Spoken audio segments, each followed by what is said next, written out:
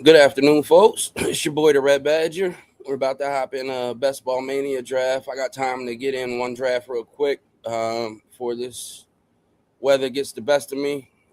Seems like the creator got the heat on hell these past few days. So we're going to get started here, do a one Best Ball Mania draft, and see how it goes.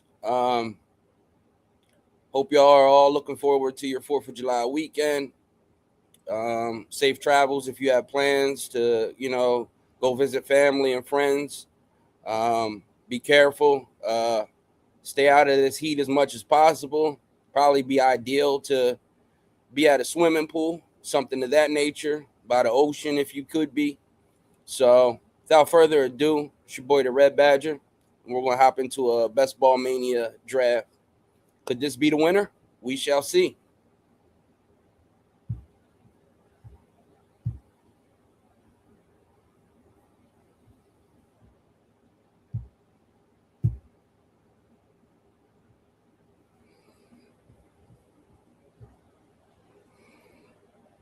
Okay.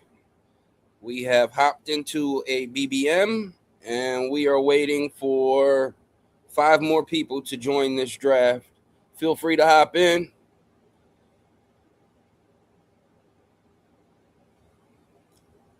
As I normally do, I start queuing up my players ahead of time, make sure that I'm covered so I'm not scrambling around to make these selections when it comes to us picking on our pick on the board.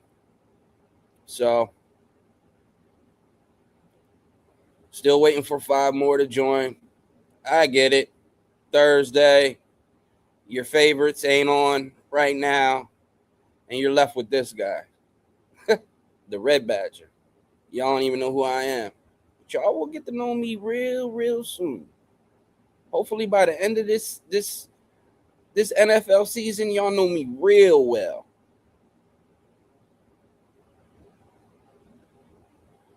Or I might be setting up a GoFundMe to redeem all the paper that I spent so far on these underdog drafts. Still waiting for 4 more to start. Getting closer and closer to that time of the year where you'll start getting training camp information. Um, hey, we're a month away from August now, so things are starting to get closer to ramping up. Hopefully, these players remain healthy, don't suffer any severe injuries during training camp or the preseason. Um, Last year, a lot of big names went down early. You had Malik Neighbors, you had Tyreek Hill, Cam Scatterboo, Amarian Hampton was hurt. There was a lot of random injuries last year to premier players that might have just killed your chances of making a playoff push, making the playoffs, advancing in the Best Ball Mania format. So we shall see. It's always tough seeing players go down, and the injuries that we actually seen live on TV. Quinshawn Judkins as well. The ACL tears, the ankle fractures. It was tough. Okay, we're waiting on 1 more to start in this draft. Now 2 more. Somebody couldn't, wait it out. I mean, it is what it is. We're here now, baby. In there like swimwear. In there like a fat chick with a bikini.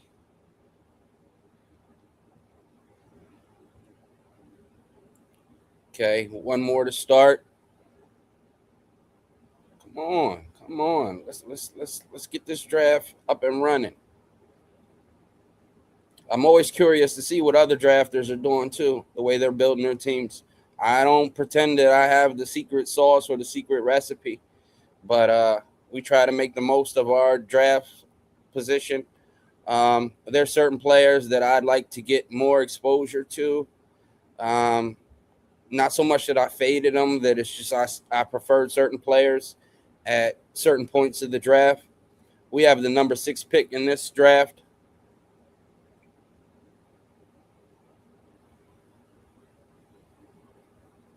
We do have some people that's done a lot of drafts. C. C. Jack, the Moose. They have a gold and diamond badge, respectively. We have another bronze badger in here, M. Wolf at the 2 spot. Consignment's a red badger. Okay, let's see how it goes. Jahmyr Gibbs goes off the board. The 1.1. Bijan Robinson. Let's see if this starts off as a standard, draft with Jamar Chase going next, followed by Puka and JSN. I'm not a fan so much of the 6th spot as much as some people. I'd prefer to fall in like the 5th spot if I'm not going to get a top 2 to 3 pick. At least let me fall within the top 5, because then you're at the dilemma. Do you want to take one of these running backs? Wow, we get a blessing here at 6. So we will happily select Jackson Smith-Njigba. Someone pulled up Lamb, wondering if they're going to draft Pickens there to double stack the Cowboys receiver room with both of their premium pass catchers. So it's interesting. Would I have necessarily moved Lamb up to number 4? No. And it's due to one reason. It's Pickens being there. You already know what Jamar Chase and T. Higgins do together. And I'm not saying that can't be the way with Dak, Lamb, and Pickens. But at the same time, T. Higgins is going in the 3rd round, mid to late 3rd round at that, as opposed to Pickens falls, towards the end of round 2, beginning of round 3. When you have options like Puka, who is clear-cut target earner there with the Rams, gets targeted heavily by Matthew Stafford. Same with JSN. The same with Justin Jefferson. If he has any semblance of good quarterback play, he could have a return to grace. Same can be said from Amon St. Brown. Will he be the number 1 receiver overall at the end of the season? No. Will he be top 5? Definitely. Top 3, high chance that happens. So, interesting. The Jefferson drafter follows his next pickup with Kenneth Walker III. Now we have the Jonathan Taylor drafter, and then we pick. Okay, he goes A.J. Brown. So we're in a great position. Henry or Achane? Let's go Devon Achane. I haven't gotten this combination myself, I believe, the JSN and Achane. I have, however, gotten the Jackson Smith-Njigba and Derrick Henry combination. So we'll change it up a bit. And as I anticipated, the Lamb drafter did, in fact, select George Pickens, and the Jamar Chase drafter is in a great position that I have yet to even sniff. Derrick Henry falling all the way back to the 3 spot and being paired with Jamar Chase. So, interesting. He may wait on Burrow because with Zay Flowers going to the Gibbs drafter, I anticipate him probably taking Lamar with one of his next picks at 48 or 49. We're up in 2 picks. Chris Olave goes off the board. Travis Etienne, or A-Chain, as you should say, as they would say. What we are going to do, as much as I'm thinking about running back, I am actually going to take Malik Neighbors here. I think with having a alpha receiver in JSN, it affords me the ability to not have to be pressed for Malik Neighbors to start off week one firing on all cylinders. So I know Neighbors has fallen much more lately. He's gone pick 34, 35, 36, 37, 38, 39. I got him at 42 yesterday, which was a great fall because when it came up to my pick at number 42, I did not expect to see him still in my queue.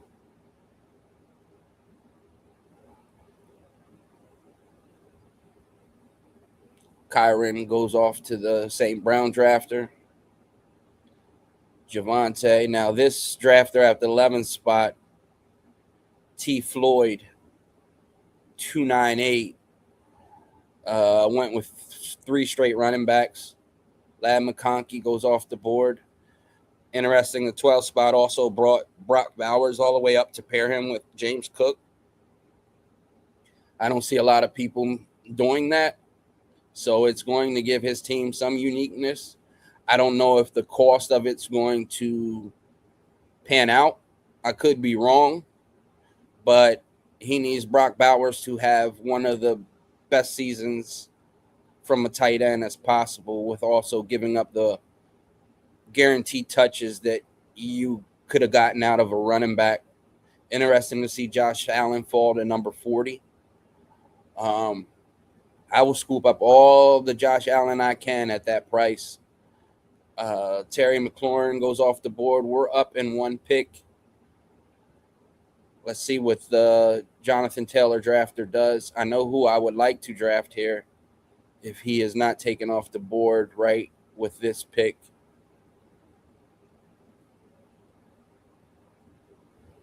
He does, in fact, go with DJ Moore, which allows us to take our second running back in Josh Jacobs, who, with him going in the 4th round, I will happily select him.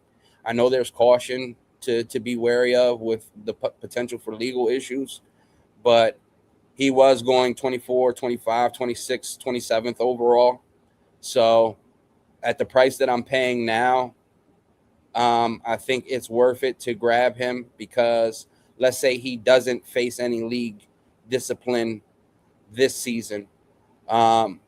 Gives you a running back who is the clear RB1 on their team.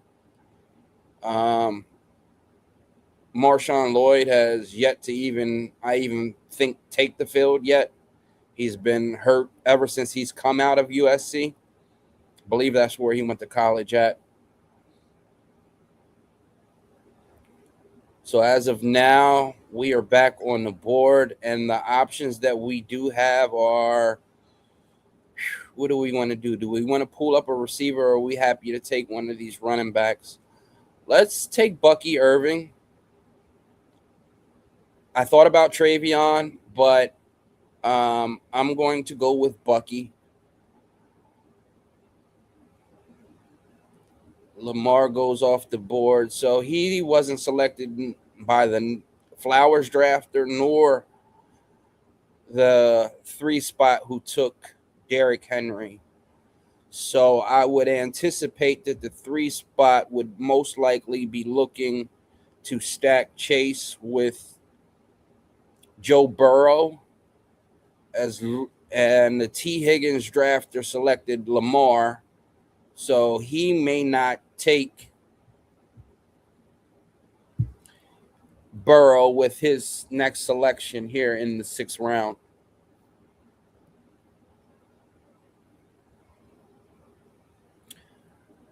Brian Thomas Jr. goes off the board, followed by Jadarian Price. You see some more of the board. Try to find a great middle ground.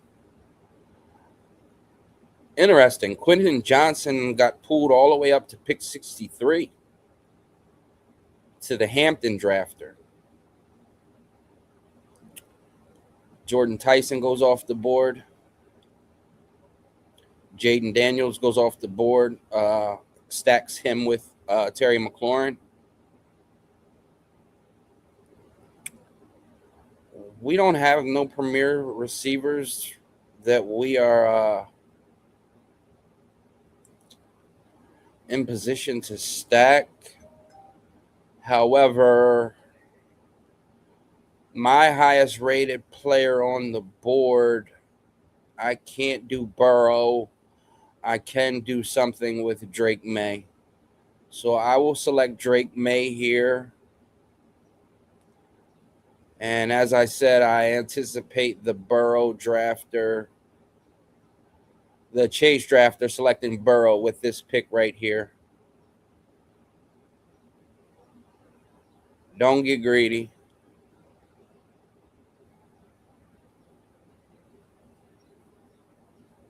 And you got greedy.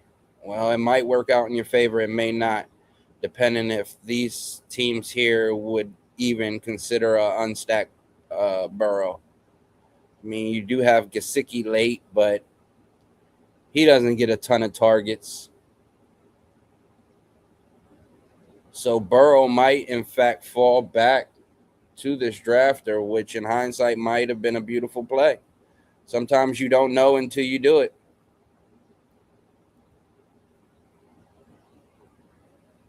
Yes, and he, in fact, does get Joe Burrow. Oh, I know he is loving that start. Jamar Chase, Derrick Henry, Rashee Rice, Cam Scatterbo, David Montgomery.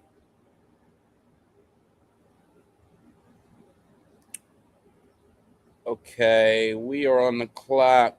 Stevenson, we need some sort of receiver play, so we'll take Sutton. And he got MHJ followed by Burrow. So great play by the drafter out of the third spot. Consignment. See, some of y'all do know more than me. Would I have taken a chance on losing Burrow? Nope. I would have selected him there, and whoever came back to me is who would have came back to me. But for those of you that get those ADP drops and values, it's crucial. It's clutch.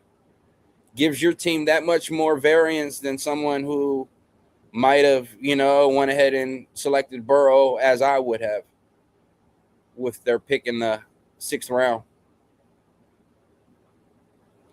Monjay Stevenson goes off the board. T. Law goes off the board. Now the T. Law pick makes sense with them having Brian Thomas Jr. at receiver. And they take Patrick Mahomes unstacked. I don't anticipate Worthy coming back, so they may be looking to take Kelsey with their pick in the 9th or 10th. Chris Godwin goes off the board, followed by Worthy. I see it. I told you Worthy was not going to make it back around. I haven't selected much Alec Pierce, but he has fallen back to us about 11 picks past ADP. So we will take him here to change up our team a little bit and our builds.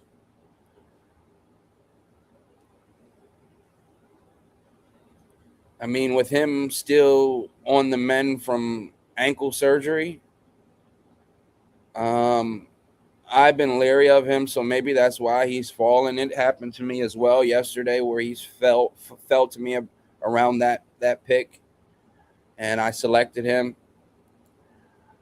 So we were pretty good at the running back position with having Achane, Josh Jacobs, and Bucky Irving. So I wasn't pressed to take a running back there like Corum or Manungai.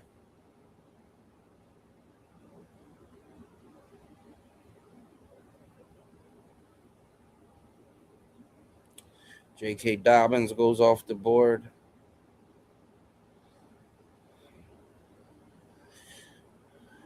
Jacoby Myers, followed by Rico Dowdle.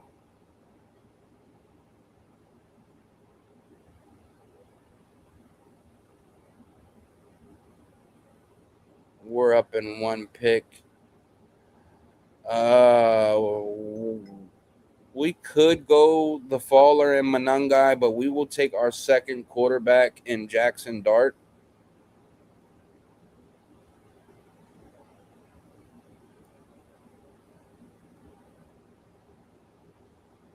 Manungai would have been a great pick there, but I also wanted to get another stack with Malik Neighbors. Um, we'll try to get some Patriots to fill out later. Wow, great value to the Jefferson drafter with Manungai falling about 12 picks past ADP.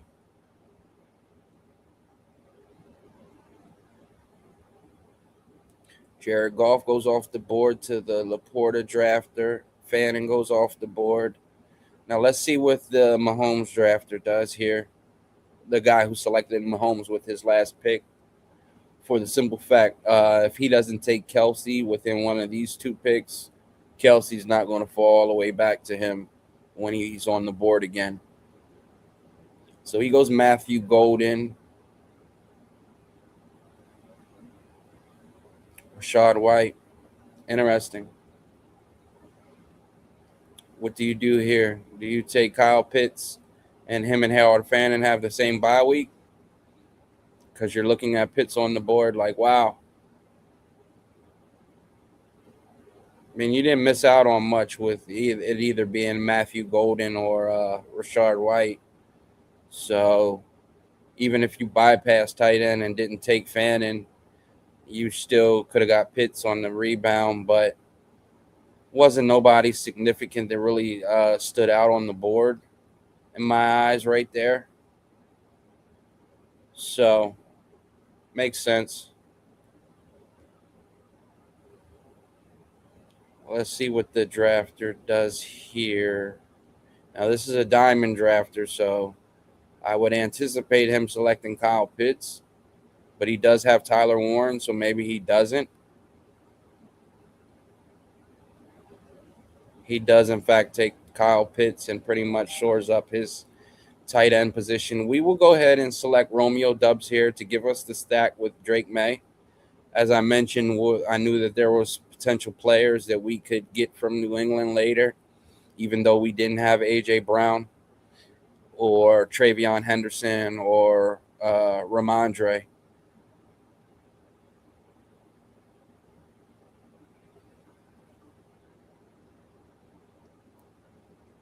So currently we have a team consisting of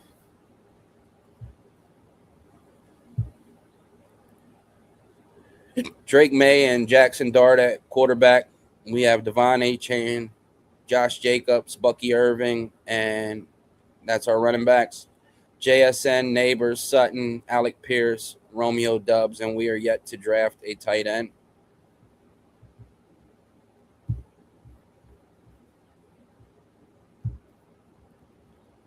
We are up in 4 picks. As I mentioned, Kelsey was not going to come back to the drafter at the 12 spot. Aaron Jones goes off the board. JCM goes off the board, followed by Mark Andrews. So what do we do here? Interesting. I don't like really anyone that's on the board right now, but we will, because of week 17, select Jake Ferguson because of our Malik Neighbors and Jackson Dart stack, and they play Dallas in week 17. So we needed a tight end. Is it the best tight end? No, but we will most likely be taking 3 tight ends with drafting our first tight end in round 11.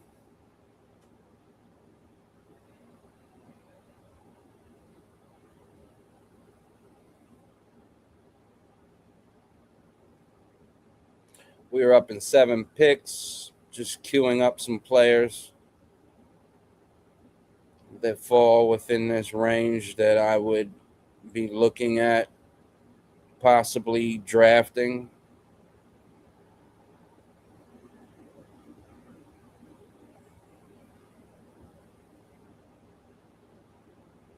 and some fallback options if those players are off the board.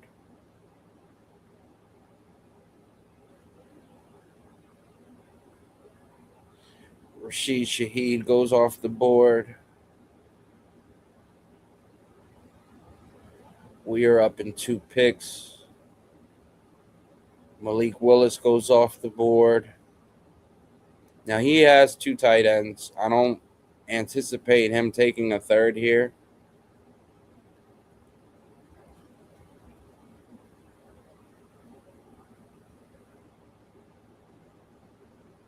No, he does, in fact, take Tracy.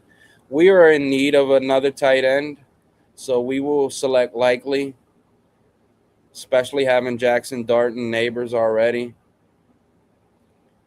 to give us our second tight end that actually works with this specific build.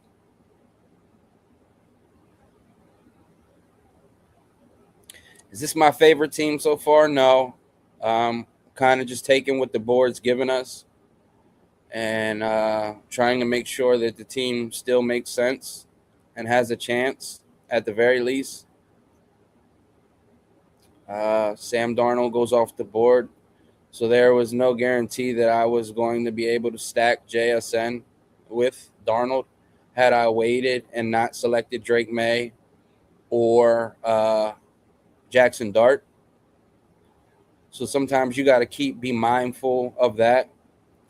And we will, in fact, go 3 straight tight ends because we will select Hunter Henry to give us another stacking partner with Drake May and Romeo Dubs.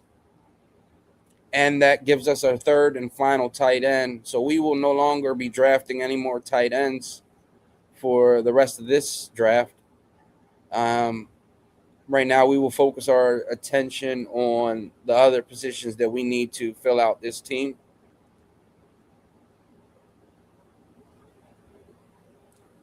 So sometimes you don't always see, what the end of the picture is going to be, what's at the end of the rainbow, but you slowly start putting the puzzle pieces together to formulate a team with where you're selecting, what you're trying to accomplish with this build.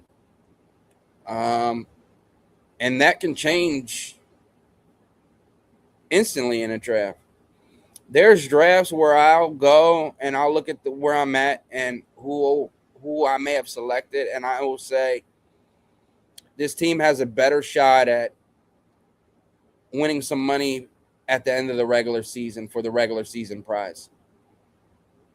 It could be one of the highest scoring regular season teams, but is it going to make noise in the playoffs? I don't know. I doubt it. So, and then there's other teams that I know that, hey, this is not built for the regular season prize. This is built to win it all. At 163, we will happily take the faller and Jonah Coleman, who I have much rated higher on the board. I would have selected him where I selected Hunter Henry had I not needed another stacking partner with Drake May, being that we did not have a chance at getting his primary new target in A.J. Brown. A.J. Brown was off the board 1 pick before we selected Devon Achane. So we didn't want to have Drake May out there naked. And I didn't also want to rely on the round 18 receivers like Kyle Williams and Demario Douglas and Mac Hollins and Kayshon Boutte. Right here, we will select Jerry Jeudy, who falls within this ADP. Jerry Jeudy has an ADP of 179.9. We selected him at 174. And that also gives us our 6th receiver. So this should, in theory, be a 2 QB build. 5 to 6 running backs anywhere from 7 to 8 wide receivers when this team is done. We are no longer drafting tight end whatsoever. And depending on how the board goes is we'll decide how many running backs and or receivers we take with our final 3 picks.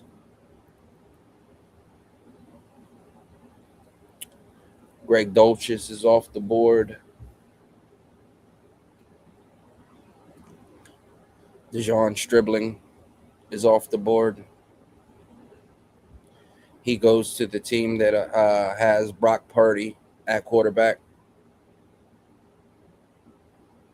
And that's the only other 49er it seems that team has selected on their roster. And they have Kyler Murray unstacked as well.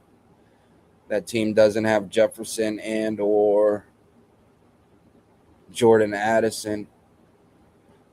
Oh, they do have Juwan Jennings. So, okay, we are on the clock. And right here, I think that we will go with Jeremy Bernard. I haven't taken much of him.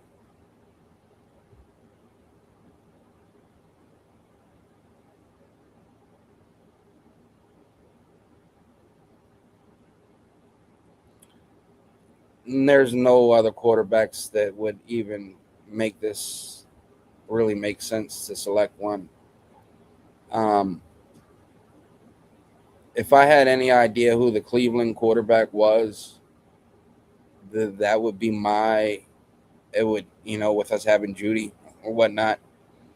With that being said, the way I do see the Cleveland situation playing out, Deshaun will start. Deshaun will pretty much, and I don't wish this upon him because I was a big fan of his coming out of Clemson in his first few years in the league. But I just think the injuries just took a toll on him and the talent that he was. He didn't look to scramble, but being able to scramble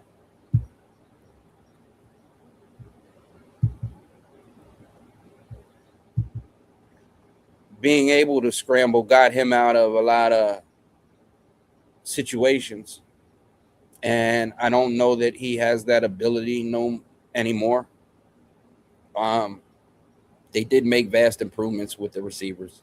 I do like Denzel Boston. I do like Conception. I do like Harold Fannin. At this point, what do we do? Mendoza has been a huge faller. So let us, you know what? What the hell? I don't see this as the best ball mania winner. So it is what it is. But to get Mendoza well over 20 picks past ADP, Mendoza has an ADP of 172.2. We selected him at 198. He has a week 13 bye. Would have been nice to get Mike Washington. That was kind of what I was hoping with taking the flyer on him. No, I'm not interested in you. What do we do? I mean, no matter whatever player we select here,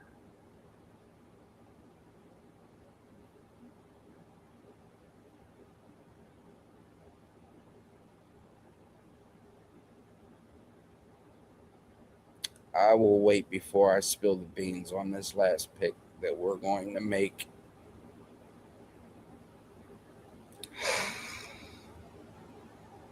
No worries. He goes off the board. Are we confident enough in this room to run 4 running backs?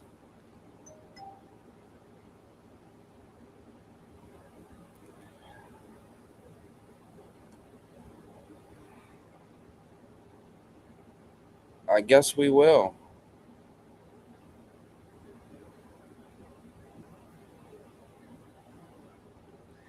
So we will have an unstacked Mendoza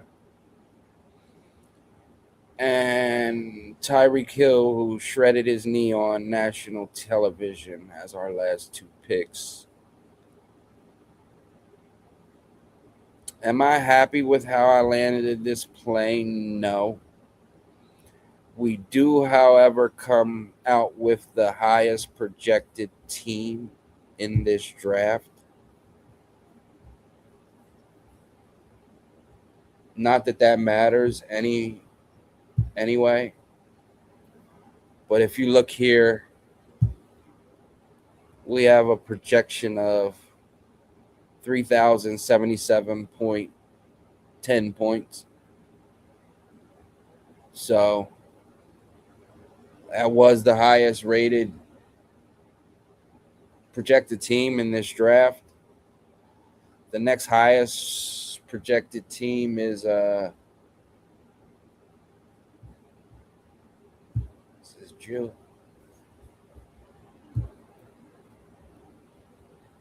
Yeah, T. Floyd.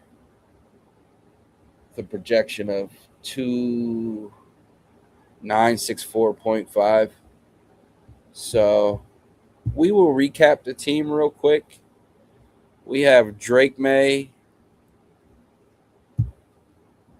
We have Drake May at quarterback, stacked with Romeo Dubs and Hunter Henry. We have Jackson Dart stacked with Malik Neighbors and Isaiah Likely. And we have an unstacked Mendoza at quarterback. At running back, we only took 4 in this draft. Took Devon Achane, Josh Jacobs, Bucky Irvin, and Jonah Coleman. Now, Bucky Irvin and Jonah Coleman both share a week 10 bye. Miami will have went on bye on week 6, and Josh Jacobs and Green Bay doesn't go on bye till week 11. So when we do lose those 2 running backs, we do have our, premium running backs in Achane and Jacobs. And when we do lose Jacobs, we will have Achane, Bucky, and Coleman. And when Achane goes on by, we will have Jacobs, Bucky, and hopefully Coleman is getting some sort of playing time week 6. I don't anticipate him getting any run that early in the season. I think if anything, it'll be after weeks 10, 11. At wide receiver, we have JSN, Malik Neighbors, Cortland Sutton, Alec Pierce, and Romeo Dubs.